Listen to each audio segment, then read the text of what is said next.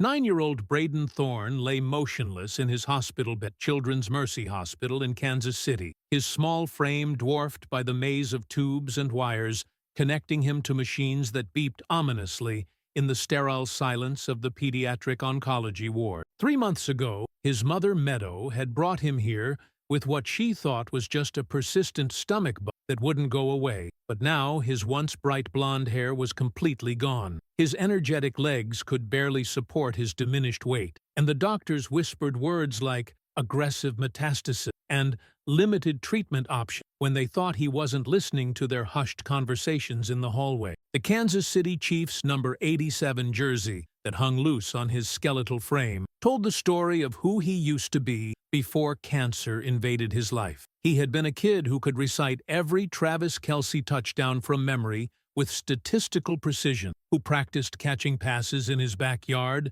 until the streetlights came on and his parents called him inside for dinner, who dreamed of one day running precise routes at Arrowhead Stadium while 60,000 fans cheered his name. Those dreams seemed like they belonged to another lifetime now, buried under months of chemotherapy sessions, radiation treatments, and surgical procedures that had left him weak and hollow. The transformation had been swift and merciless. In September, Braden had been trying out for his elementary school's flag football team, demonstrating the footwork and hand-eye coordination that made him a natural athlete. By October, he was struggling to keep food down and complaining of stomach pains that his pediatrician initially attributed to growing pains or stress from starting 4th grade. By November, emergency room doctors were delivering the devastating diagnosis that would shatter his family's world and redefine everything they thought they knew about their future. Now, on his worst night yet, in a series of increasingly difficult nights, when the pain was so intense that every breath felt like knives piercing his chest and every movement sent waves of agony through his deteriorating body, Braden clutched that faded Chiefs jersey with trembling fingers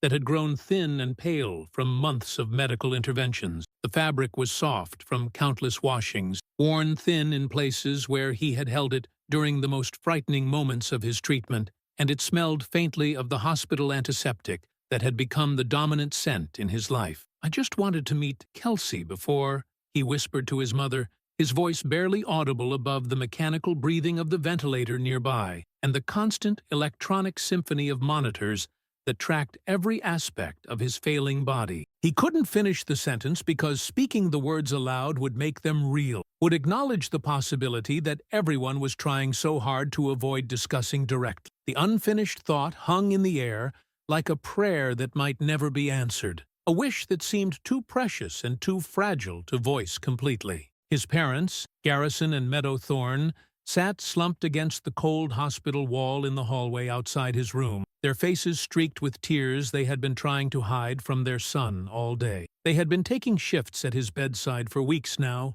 one always staying while the other went home to shower, check the mail, and maintain some semblance of normal life for the benefit of their younger daughter, who was staying with grandparents. But tonight felt different, heavy with an unspoken understanding that they might be approaching the end of their son's courageous fight. Dr. Sloan Whitfield had just delivered the news they had been dreading for weeks, but hoping never to hear. The experimental treatments that had offered their last realistic hope weren't working as well as the medical team had initially hoped. The cancer was spreading faster than the medications could contain it, reaching organ systems that should have been protected by the aggressive chemotherapy protocol. They were running out of options, and more importantly, they were running out of time. The doctor's words echoed in their minds like a death sentence, delivered in medical terminology designed to soften the blow, but carrying the same devastating impact. Multi-organ involvement, resistance to treatment protocols, comfort care consideration. Each phrase was a nail in the coffin of their hope, a clinical way of saying that their 9-year-old son was dying, and there was nothing more that modern medicine could do to save him. That's when heavy footsteps echoed through the pediatric ward corridor, interrupting the hushed conversations of the night shift nurses and the quiet desperation of families keeping vigil over their sick children. The sound was purposeful and determined, different from the measured pace of medical professionals making their round, or the hesitant steps of visitors uncertain about disturbing the sacred quiet. of a place where children fought for their lives. Travis Kelce appeared at the end of the hallway, not surrounded by cameras or publicity teams or the usual entourage that accompanied celebrity hospital visits, but walking alone through the dimly lit corridor. He was still wearing the clothes he had thrown on after receiving an urgent phone call that had pulled him away from a team dinner and sent him racing across the city to keep a promise he had made to a dying boy. In his closed fist, something caught the fluorescent hospital lighting, glinting like captured starlight and casting tiny reflections on the sterile wall. The object was hidden from view, but its presence seemed to radiate importance, as if Travis was carrying something that held the power to change everything about this terrible night. The night shift nurse who had called him, Darcy Merriweather, met him at the nurse's station with the expression of gratitude mixed with professional concern. She had worked in pediatric oncology for 15 years and had learned to recognize the signs that indicated when a child was approaching the final stage of their battle. Braden's condition had deteriorated rapidly over the past 24 hours, and she knew that if Travis was going to keep the promise he had made during his previous visit, it needed to happen tonight. "Thank you for coming," she whispered as she led him toward Braden's room. "I wasn't sure if you would be able to make it, especially this late. But he's been asking for you constantly, even when he's barely conscious. I think he's been holding on just to see you again." Travis nodded, his throat tight with emotion, as he prepared himself for what he might find in that room. He had visited sick children before as part of his community outreach responsibility, but something about Braden had gotten under his skin during their first meeting. The boy's knowledge of football, his enthusiasm despite his circumstances, and most of all his courage in the face of unimaginable adversity had touched something deep in Travis's heart. When Braden saw his hero standing in the doorway of his room, silhouetted against the hallway lights like some kind of modern-day guardian angel, his mouth fell open in complete shock and disbelief. After months of pain and procedures and hopelessness, after nights when he had wondered if he would live to see another sunrise, the one person he had dreamed of meeting was actually there, real and present, and looking directly at him with eyes full of compassion and determination. "You came," Braden whispered, tears beginning to roll down his pale cheeks as he struggled to sit up slightly in his bed. "You really came back to see me, even though I look so different now." Travis stepped closer to the bed, his massive frame somehow managing to move with gentle precision as he navigated around the medical equipment that surrounded Braden like a protective fortress. When he slowly opened his hand to reveal his Super Bowl ring, that golden symbol of the greatest achievement in professional football, worth millions of dollars and representing the pinnacle of athletic success, the entire world seemed to stop breathing. The ring caught the soft lighting from the bedside lamp and threw sparkles across the white walls of the room like tiny fireworks celebrating a moment that would change both of their lives forever. It was more than just jewelry or a trophy. It was a tangible representation of dreams realized, of impossible goals achieved through dedication and perseverance, and the refusal to accept defeat. What happened next would transform not just Braden's remaining time on Earth, but Travis's understanding of what it truly meant to be a champion. Travis pulled a chair close to Braden's bedside, his massive 6'5" frame somehow making the standard hospital furniture look like it was designed for children rather than adults. Despite the intimidating array of medical equipment surrounding them, ventilators and IV pumps and monitors that tracked every heartbeat and breath,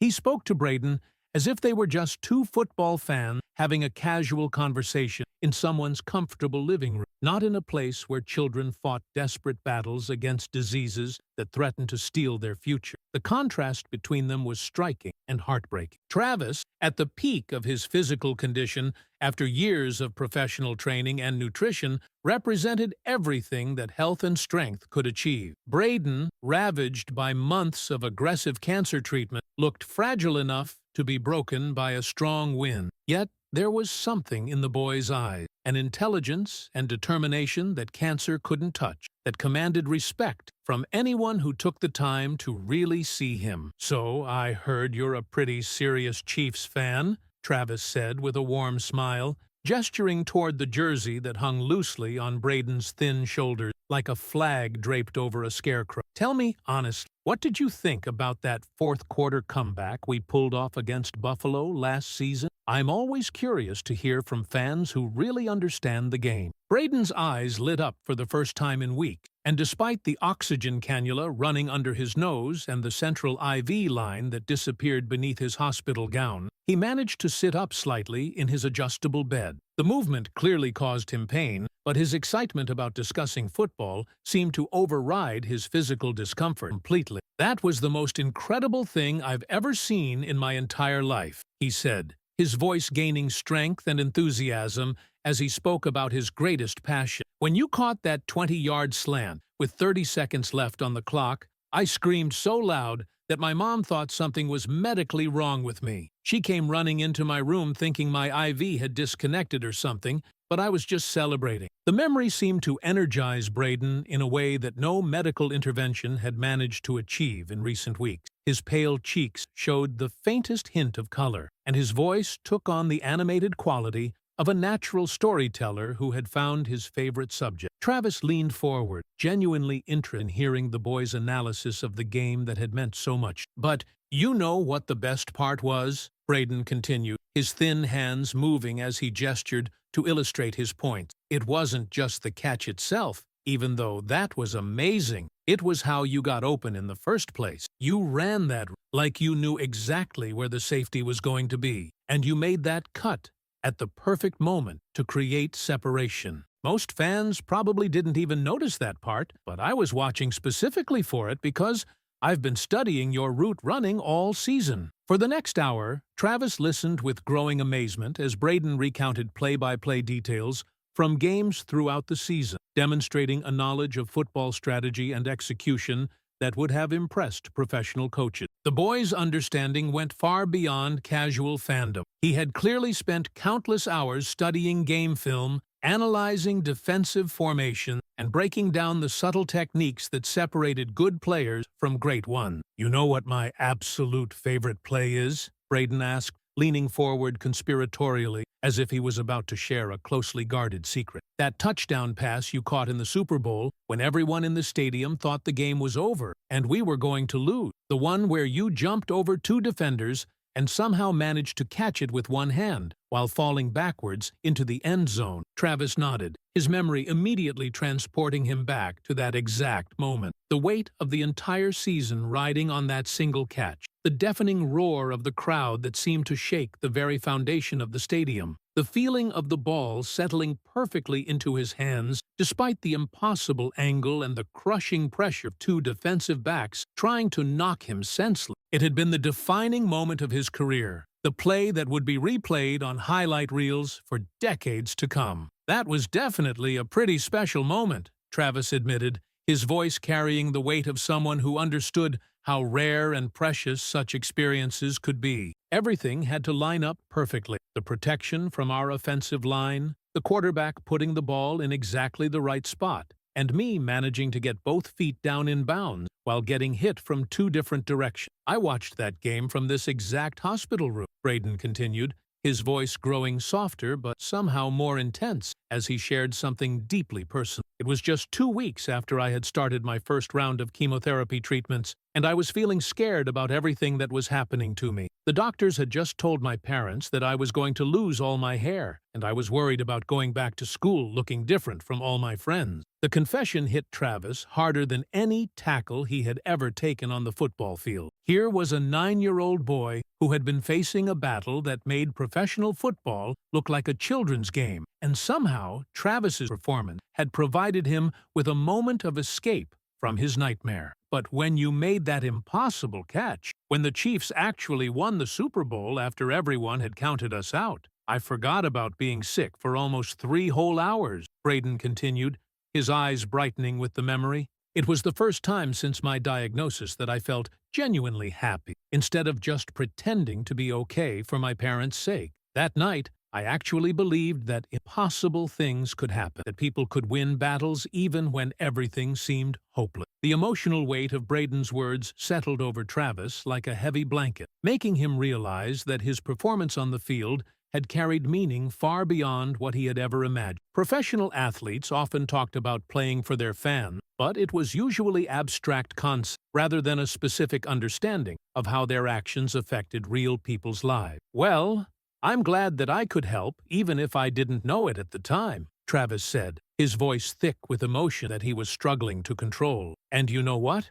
I'm going to come back tomorrow afternoon, and we'll watch some game film together. I've got some footage on my iPad that shows plays from angles that never made it onto television broadcasts. We can break down the X's and O's like a couple of coaches preparing for the next game." Braden's face broke into the biggest, most genuine smile that anyone seen from him in weeks, transforming his gaunt features and making him look like the excited child he still was beneath all the medical equipment and treatment-related changes. "Really? You'll really come back tomorrow? You're not just saying that to make me feel better?" "I promise," Travis said, standing up and gently touching the boy's shoulder with a massive hand that could have easily encompassed Braden's entire upper arm. "Champions always keep their promises, and I consider you to be one of the biggest champions I've ever met." But life in a pediatric cancer ward doesn't pause for moments of happiness or connection, and the harsh realities of Braden's condition refused to be ignored for long. Within minutes of Travis leaving the room, alarms began shrieking from the sophisticated monitoring equipment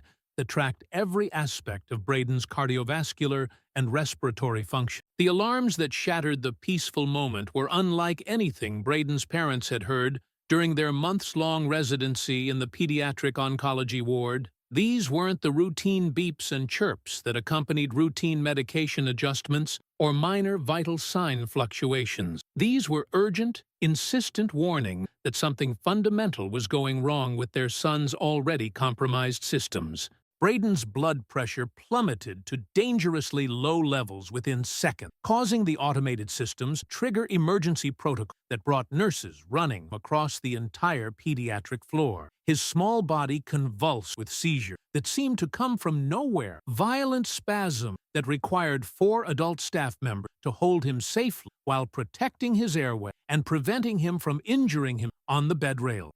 Sloan Whitfield arrived at a dead run, her usually perfectly arranged hair disheveled and her professional demeanor replaced by the urgent efficiency that came from years of managing pediatric medical crises. She barked orders to the nursing staff with machine gun precision, calling for emergency medications, additional IV access, and immediate laboratory studies to determine what was causing Braden's sudden deterioration. For 20 terrifying minutes that felt like hours to everyone involved, the medical team fought to stabilize Braden, while his parents watched helplessly from the hallway. Garrison held Meadow against his chest as she sobbed uncontrollably, both of them knowing that the joy their son had just experienced might be the last genuine happiness they would ever see from him. The irony was cruel beyond comprehension. Just moments earlier, Braden had been more animated and engaged than he had been in weeks, his face glowing with excitement as he discussed football strategy with his hero. Now he was unconscious and fighting for his life while machines did the work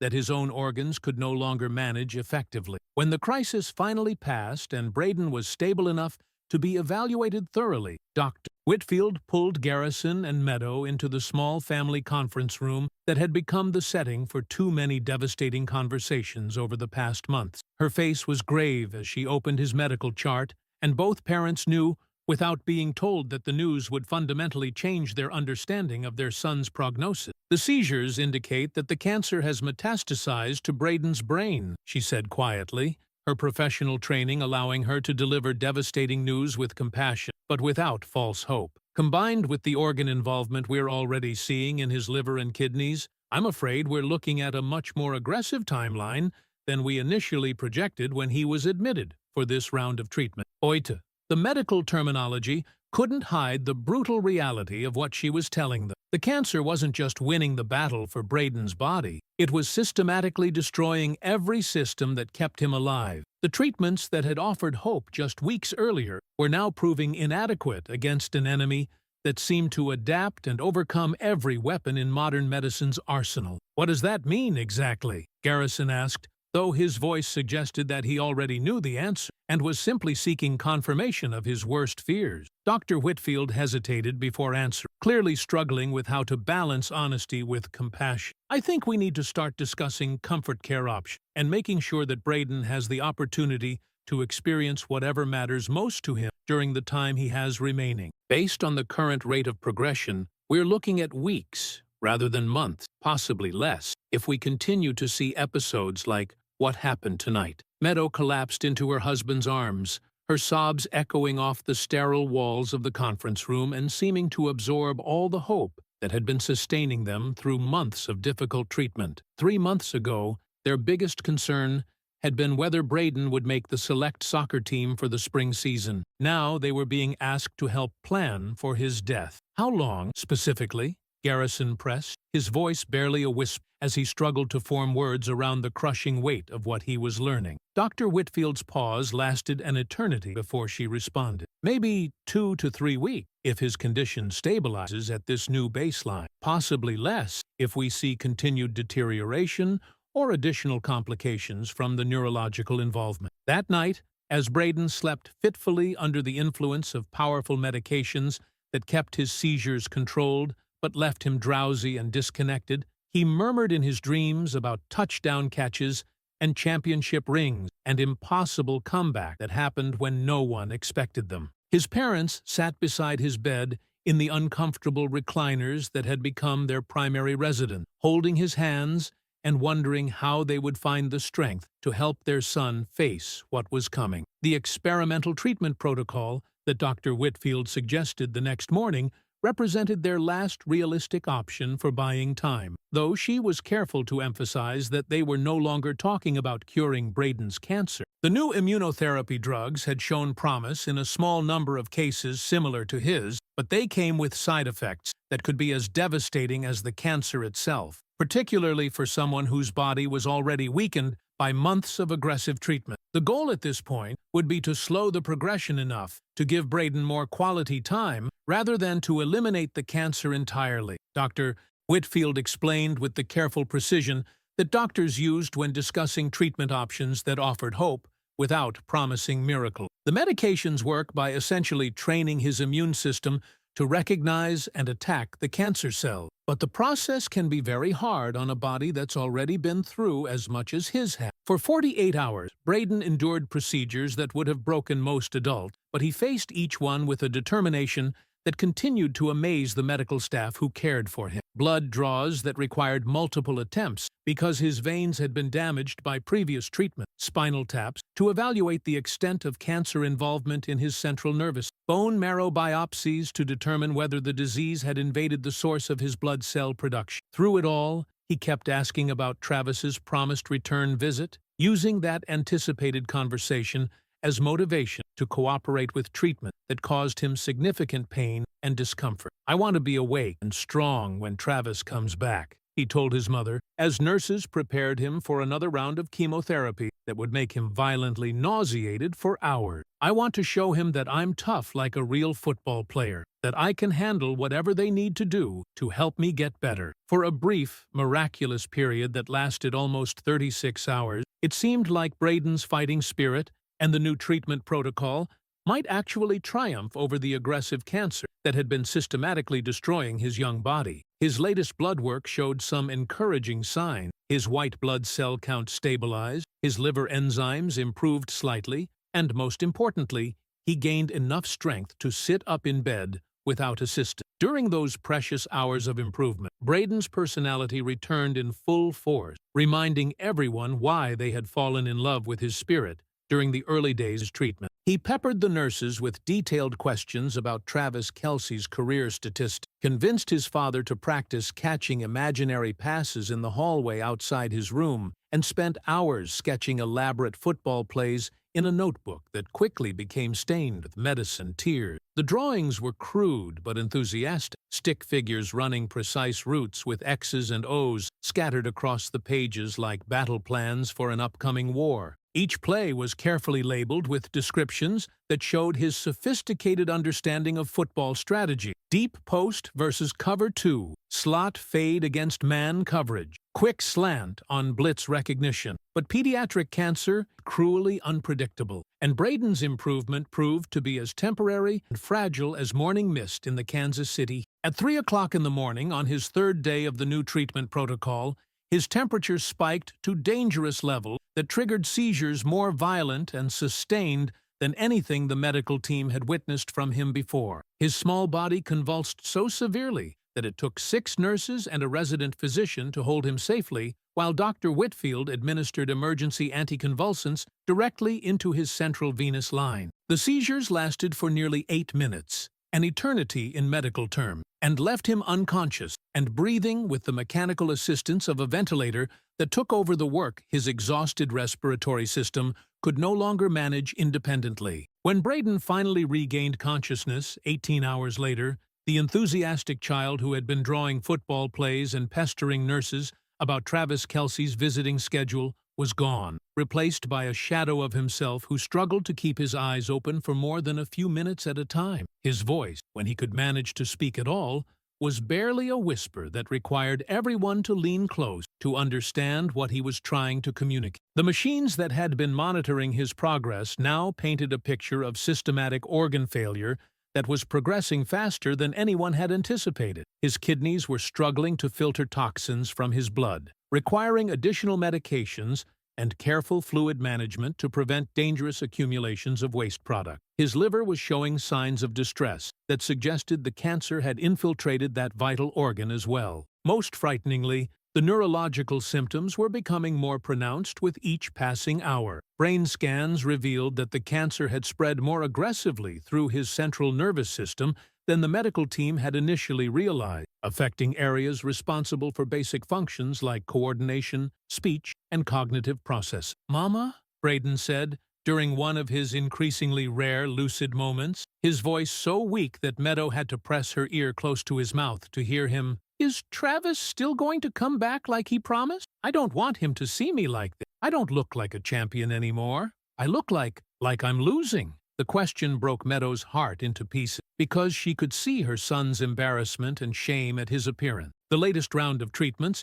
had left him even more gaunt and pale than before, and the neurological effects of the brain involvement had caused his remaining hair to fall out in uneven patches that made him look older and more fragile than his 9 years. He looked nothing like the energetic boy who had greeted his hero with such enthusiasm just days earlier. The transformation was so dramatic that Meadow worried Travis might not even recognize him, and she wasn't sure how to prepare either of them for such a potentially devastating reunion. "You'll always be a champion to us, baby," she whispered, smoothing his forehead with a damp cloth while trying to hide her own tears from him. "And to Travis, too. I'm absolutely certain of that. Being a champion isn't about how you look or how strong your body is. It's about what's in your heart, and your heart is the strongest thing I've ever known." But privately, Meadow wasn't entirely confident that Travis would return for another visit. Celebrity hospital visits were usually carefully orchestrated one-time events designed to generate positive publicity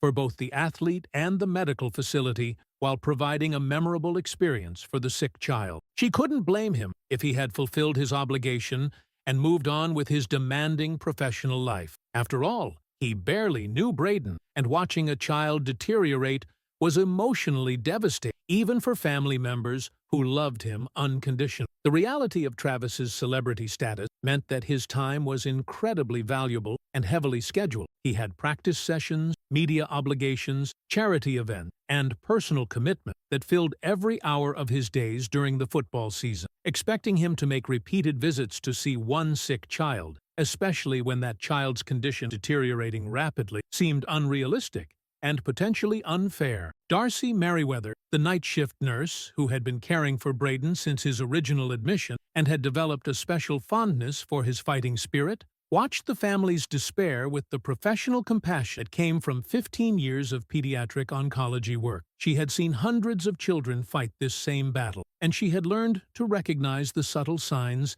that indicated when hope was transitioning from comfort to cruelty. But she had also witnessed the genuine connection between Braden and Travis during their first meeting, and she understood that some promises carried more weight than others. The way Travis had interacted with Braden hadn't felt like a celebrity going through the motions of a charity visit. It had felt like two people who had found something meaningful in each other's company, despite the vast differences in their circumstances. More importantly, Darcy had seen how much that promised return visit meant to Braden. Even in his weakened condition, even when he was barely conscious and struggling with the effects of his deteriorating neurological function, he continued to ask about Travis, with a consistency that suggested the anticipated reunion was one of the few things still anchoring him to hope. Without consulting hospital administration or seeking anyone's permission, knowing that she was potentially overstepping professional boundaries, but convinced that it was the right thing to do, Darcy found Travis Kelce's personal contact information and placed a call that would prove to be one of the most important conversations of her nursing career. "Mr. Kelce," she said, when he answered his phone at 2 o'clock in the morning, her voice carefully controlled despite the emotional weight of what she needed to communicate. "This is Darcy Merriweather from Children's Mercy Hospital. I'm the nurse who's been taking care of Braden Thorne. He's asking for you constantly, even when he's barely conscious. And I think if you're going to keep that promise you made about coming back, it needs to happen very soon." The silence on the other end of the phone lasted so long that Darcy wondered if the connection had been lost, or if Travis had simply hung up, rather than deal with the emotional complexity of what she was asking. Finally, his voice came through the receiver, heavy with understanding of what she wasn't saying directly, but was clearly communicating through her carefully chosen words. "I'll be there in 20 minutes, he said simply, without asking for details about Braden's condition or expressing any hesitation about making the drive to the hospital in the middle of the night. Darcy hung up the phone and returned to Braden's room, where the boy was sleeping fitfully under the influence of pain medications that were becoming less effective with each dose as his body built tolerance to even the strongest drugs available for pediatric patients. She adjusted his blankets and checked his monitor, preparing for a visit that might be the last meaningful interaction Braden would have with the outside world beyond his immediate family. Sometimes, she reflected, as she watched the steady rise and fall of his chest beneath the hospital gown, being a pediatric nurse meant facilitating miracles when medicine and determination aligned perfectly to create impossible recoveries. Other times, it meant ensuring that children had the opportunity to experience moments of joy and connection during their final days, helping them transition from this world with dignity and surrounded by love. Tonight, she wasn't sure which role she was playing, but she knew with absolute certainty that it was important regardless of the outcome. As Travis sat in the quiet hospital room watching Braden sleep with the Super Bowl ring clutched protectively in his small hands, the full magnitude of what he had just done began to settle over him like a heavy blanket. That ring represented far more than just one victory or one moment of athletic achievement. It was the culmination of his entire football career, worth millions of dollars to collectors, and destined to be a centerpiece of his legacy long after he retired from professional sports. For a brief moment, doubt crept into his mind like an unwelcome visitor. Had he been too impulsive in his decision? The ring was completely irreplaceable, a genuine piece of NFL history that belonged in a museum display case or a climate-controlled safe, not in the hands of a 9-year-old boy fighting for his life in a pediatric hospital bed. Sports memorabilia collectors would consider giving it away to be borderline insane, and his financial advisors would probably require medical attention when they discovered what he had done. Travis glanced at Garrison and Meadow, who were still processing the shock of what had just occurred in their son's hospital room. Were they emotionally and financially equipped to handle the enormous responsibility of owning something so valuable and historically significant? What if they felt pressured to sell it to pay for mounting medical bills? What if other families in the hospital felt slighted that their children hadn't received similar extraordinary gift? But then Braden shifted slightly in his sleep, and Travis observed how carefully and protectively the boy held the ring even while unconscious. This wasn't a child who viewed the ring as an expensive toy or a prize to be shown off to friends and classmates. This was someone who instinctively understood the deeper meaning of what the ring represented, the idea that extraordinary achievements were possible even when everyone expected failure, that champions were made through adversity rather than ease. "Doctor," Whitfield finished her examination of Braden and gestured for Travis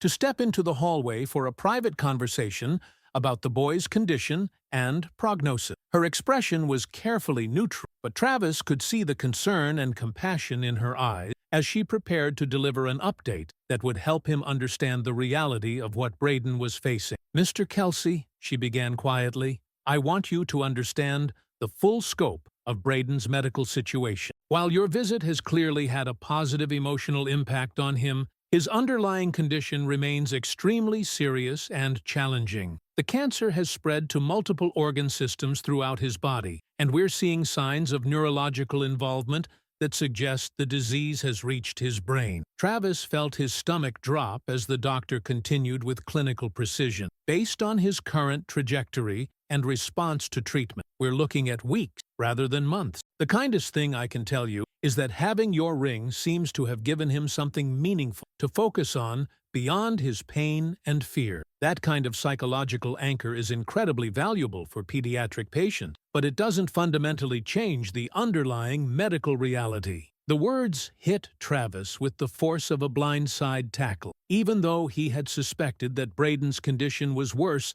than anyone was openly discussing in front of the boy. "Is there anything else that can be done medically? Any other treatments or specialists or experimental protocols that might help?" Dr. Whitfield shook her head with genuine sadness. "We've exhausted all reasonable treatment options for someone his age with this type and stage of cancer. At this point, our focus needs to be on comfort care and making sure he has opportunities to experience whatever brings him joy during the time he has remaining." Travis looked back through the doorway at Braden, who was now awake and examining his ring with the focused intensity of a scientist studying a precious specimen. The boy's face showed none of the despair that might be expected from someone facing such a devastating prognosis. Instead, he looked determined and purposeful, as if he had discovered something worth fighting for that transcended his immediate circumstances. "What if believing he's a champion actually helps him become one?" Travis asked the doctor.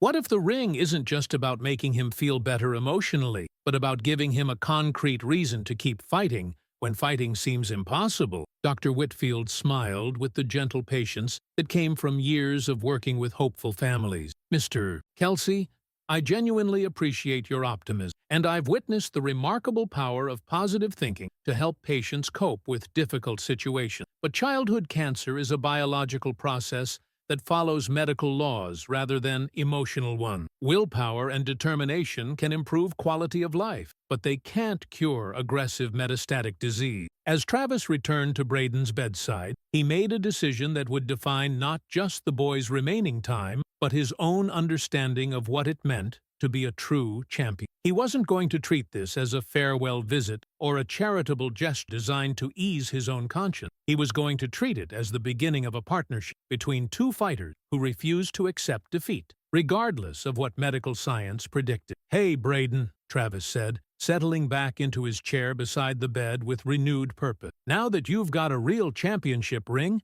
I think it's time we started training like the champions we are. Are you ready to show this cancer what real fighters look like when they decide to win?" Braden's eyes lit up with a fire that had been missing for weeks, his voice stronger than it had been in days. "Yes," he said with conviction that surprised everyone in the room. "Let's show them what champions can do when they never give up." The transformation in Braden's approach to his treatment was immediate and remarkable. Where he had previously endured medical procedures with resigned acceptance, he now faced each challenge with the mindset of an athlete preparing for the championship game of his life. The Super Bowl ring, worn on a chain around his neck, became his source of strength and daily reminder that he was fighting a battle worthy of a true champion. "This is my training," he would tell nurses as they prepared him for chemotherapy sessions. "Champions do hard things to win their biggest game." The medical staff was amazed by his changed attitude, watching him transform painful procedures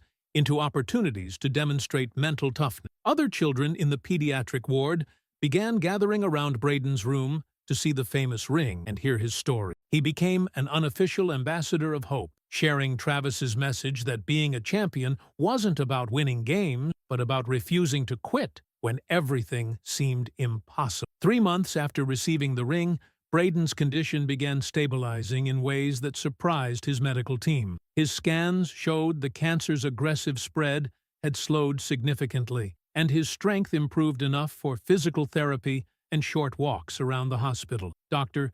Whitfield admitted she couldn't fully explain the improvement. "We're seeing better responses to treatment than we initially hoped for," she told Travis. "His mental state has definitely contributed to his ability to tolerate treatment and maintain strength." 6 months later, Braden was strong enough for his first trip outside the hospital. His request was to visit Arrowhead Stadium during practice. Watching him walk onto the field where his hero trained moved everyone present to tears. "This is where real champions train," Braden said with wonder, looking around the massive stadium. "And now I'm here too, because I'm learning to be a champion in my own battle." During halftime of the Chiefs' next home game, Braden was honored on the field as an example of championship courage. 67,000 fans rose in thunderous applause as he waved while wearing a custom jersey with "Champion" printed on the back. 2 years later, officially declared cancer-free and back in school full-time, Braden still wore the Super Bowl ring on special occasions. The ring had become more than a gift. It was a symbol of the bond between two champions